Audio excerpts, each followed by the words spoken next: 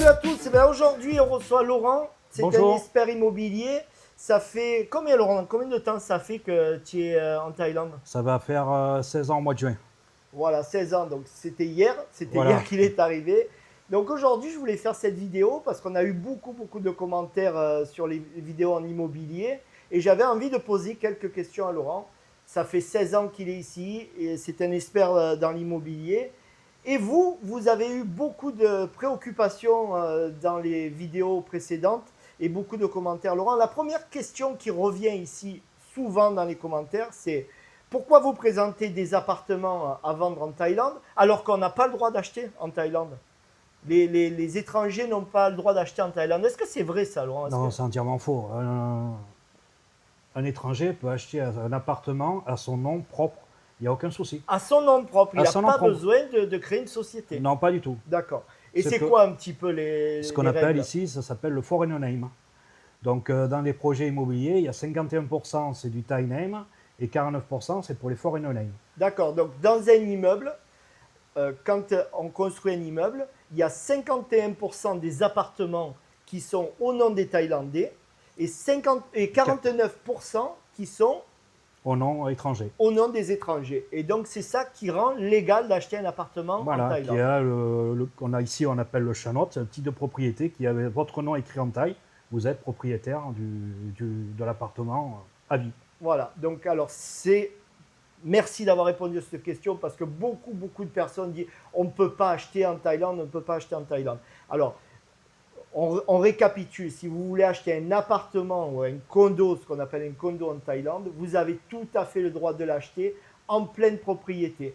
Donc vous êtes à nom propre, il est à vous et personne ne peut contester ça. Il suffit d'acheter un foreigner name, donc c'est ce qu'on appelle un foreigner name, dans les 49% du budget. Et là, vous êtes tout à fait en règle et personne ne peut vous enlever ça. Voilà. Donc ça, c'était une des plus grosses inquiétudes donc, que vous avez. J'ai une autre question qui revient souvent. On voit toutes ces copropriétés, là, ce qu'on appelle ces copropriétés, ces condos, ces buildings. Il y a des piscines extraordinaires, il y a des gyms, il y a des saunas et tout ça. Ça coûte une fortune, ça, pour les charges de copropriété par mois. Ça doit coûter une fortune. Non, c'est en fait ici vous payez une fois par an et c'est aux alentours de, par exemple pour Arcadia Beach Resort, un appartement de 26 mètres carrés. Alors moi je vais parler en baht. Vous en avez aux alentours entre 12 et 13 000 bahts par an de frais de propriété. Alors, tu veux nous dire que avec toutes ces piscines, ce gym, les restaurants, tout ça, les restaurants, c'est pas gratuit, hein, mais c'est Oui, proposé dedans. Mais tout ce qu'il y a à côté, les saunas, les salles de sport, voilà, les piscines, c'est tout gratuit, on peut y aller. c'est tout gratuit. Et ça coûte environ 12-13 000 bahts par an. Pour un appartement de 26 mètres carrés. Voilà, alors pour un appartement de 26 mètres carrés, une chambre 26 mètres carrés, 12-13 000 bahts, on va faire la conversion, on va le marquer ici. Mais moi, de tête, déjà, je peux vous dire que ça fait 300-320 euros à peu près. À l'année. Donc, ça voudrait dire à l'année, bien sûr, ça voudrait dire qu'on est sur 30 euros, même pas 30 euros par mois pour utiliser tout ça. Mais c'est même pas le prix d'une salle de sport, d'une inscription d'une salle de sport en Ah oui, France. oui, et puis il y a des entretiens comme à Arcadia, ils passent même la serpillière dans le parking. Voilà. Donc c'est très bien entretenu. Il y a la sécurité 24 heures sur 24, il y a la caméra, il y a des scan face pour la sécurité et tout. Donc ouais. Et c'est vrai qu'il y a le parking aussi hein, dans ce prix-là. Ah C'est oui, le le parking, parking ouais. en sous-sol.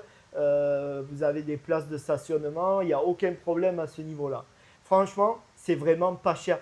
En comparaison d'en Europe, en France, en Belgique, ça vaut beaucoup plus cher les frais de copropriété. Et le niveau de prestation, on n'a rien à voir avec ça. Et ici, par exemple, ici sur Arcadia, on a combien de piscines? C'est incroyable, toutes ces piscines. C'est énorme. C'est même pas, elles sont tellement énormes qu'elles communiquent entre elles.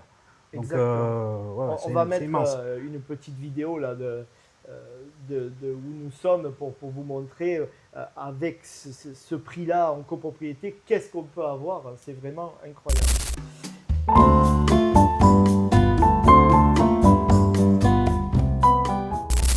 Voilà. Une autre question qui revient souvent ici. Alors là, on est dans une autre problématique en ce moment.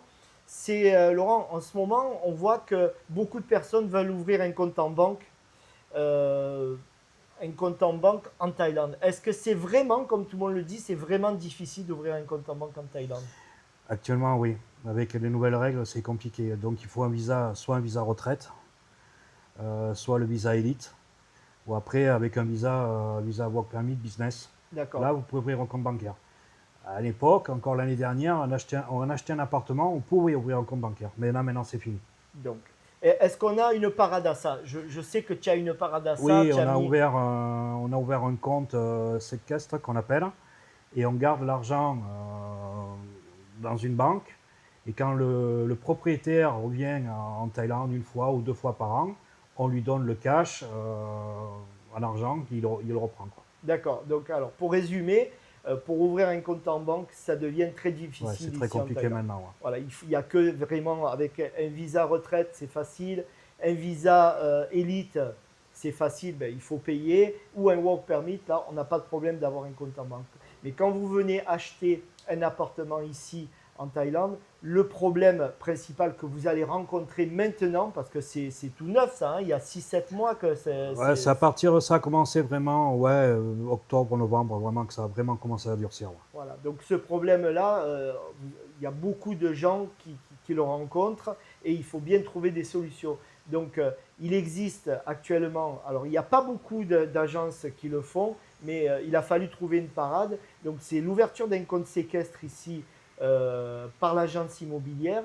Et quand vous achetez un appartement, vos locataires vont verser directement sur le compte séquestre de l'agence immobilière. Voilà, en toute transparence.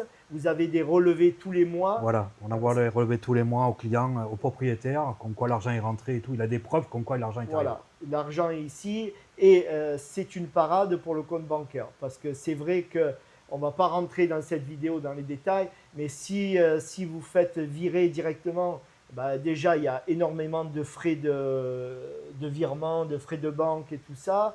Et beaucoup de personnes, ça je sais qu'il y a beaucoup de personnes qui ne veulent pas. Alors, je ne sais pas pourquoi, je ne sais pas pourquoi. Si vous le savez, vous en commentaire, dites-moi-le. Mais beaucoup de personnes qui ont des appartements ici en Thaïlande, ils ne veulent pas rapatrier l'argent en France.